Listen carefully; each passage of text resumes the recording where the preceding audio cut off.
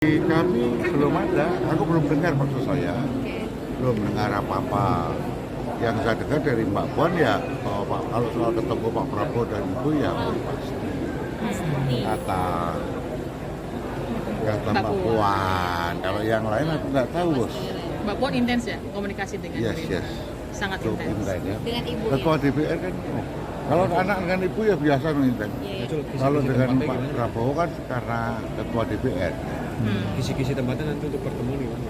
Lah kisi-kisi. tempat di bocorannya Kata gimana kan gitu. tarik-menarik ada apa di TU atau di Menteng Hambalang kah atau atau di bukan? Hambalang. Ini terus terang aja saya nggak tahu. Kalau saya nanti ngomong saya ngarang, pasti saya bohong ya. kan? Soal ada isu juga, Pak. Pelantikan MPRD ini kan Mas lebih banyak berkiprah itu di DPR dan Ketua Komisi 3 bidang hukum gitu ya. Kalau MPR kan lebih banyak ke isu-isu kebangsaan. Nah ini seperti apa penugasannya gitu Mas? Ya kalau kemarin kan sesungguhnya kan hukum itu kan justice ya, keadilan. Kan kemarin udah kita bicarakan bahwa kita kan anatomy of justice-nya kayak apa. Oke, tapi kalau ini nanti kan saya pasti akan lebih banyak di MPR. Gitu loh. Jadi menjadi guardian of constitution ya. Ya, menyelesaikan hal-hal yang belum selesai. Itu aja yang mungkin masih perlu diskusi-diskusi tentang ketatanegaraan.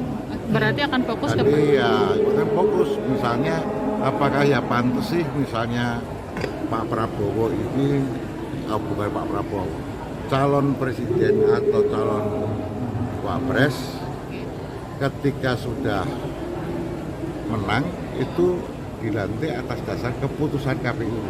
Iya. Nah, kan Tidak itu kan jadi beda. tap MPR. Ya, apakah setara KPU? Oh itu nanti mau dikaji lagi Mas? Nah, dikaji nanti kan didiskusikan. Nah, gitu didiskusikan. Ini kan cuman keberlangsungannya aja supaya lebih kuat. Kan presiden itu penguasa tunggal, Bos. Praktis sistem presidensial itu kan kayak penguasa tunggal aja. Semua kekuatannya kan di presidennya itu. Mas berarti dipastikan pelantikannya itu tetap menggunakan Sistem yang KPU, kemarin, ya. berita acara Ya. MPR itu. Berita tetap nggak ada perubahan. Kalau ada dorongan masalah amandemen terbatas Undang-Undang Dasar itu masih akan tetap dipertimbangkan juga nggak untuk MPR sekarang? Satu-satu apa? Masalah kan? amandemen terbatas, rekomendasi untuk amandemen terbatas untuk Undang-Undang Dasar 45 itu apakah akan tetap Itu nanti. ditindaklanjuti?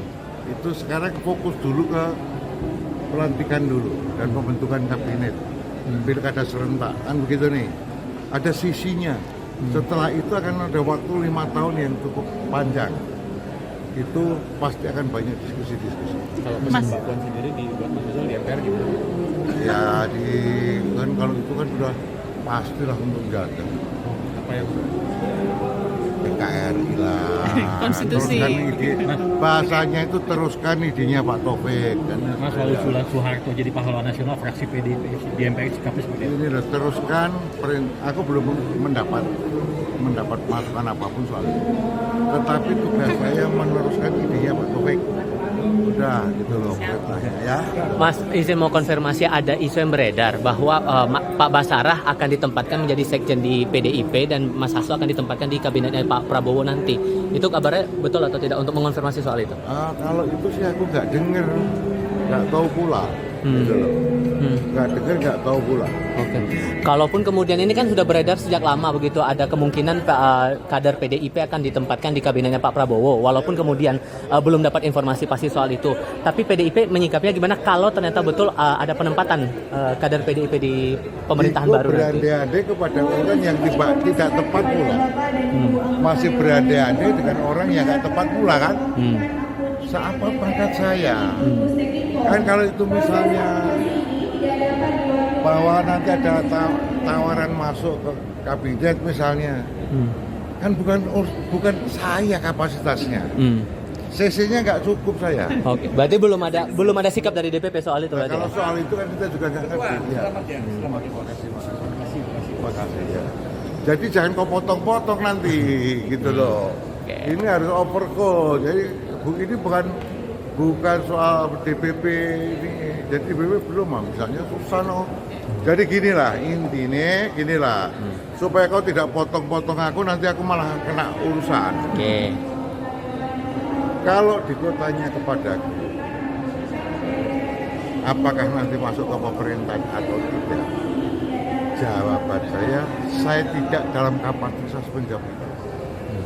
Karena itu adalah kewenangan Ibu Ketua. Oke, clear ya? Siap. Oke, itu aja lah, ayo. Biar Sebenarnya pemerintah masyarakat mengkhawatirkan DPR ini akan jadi melempem karena undang-undang yang penting yang diharapkan masyarakat itu tidak bisa berjalan seperti para pasang aset. Ini kan diharapkan sekali dulu di zaman Mas Fazrul di Komisi 3 bisa dilakukan dan dikerjakan untuk masalah DPR. Mungkin ada tanggapannya Mas.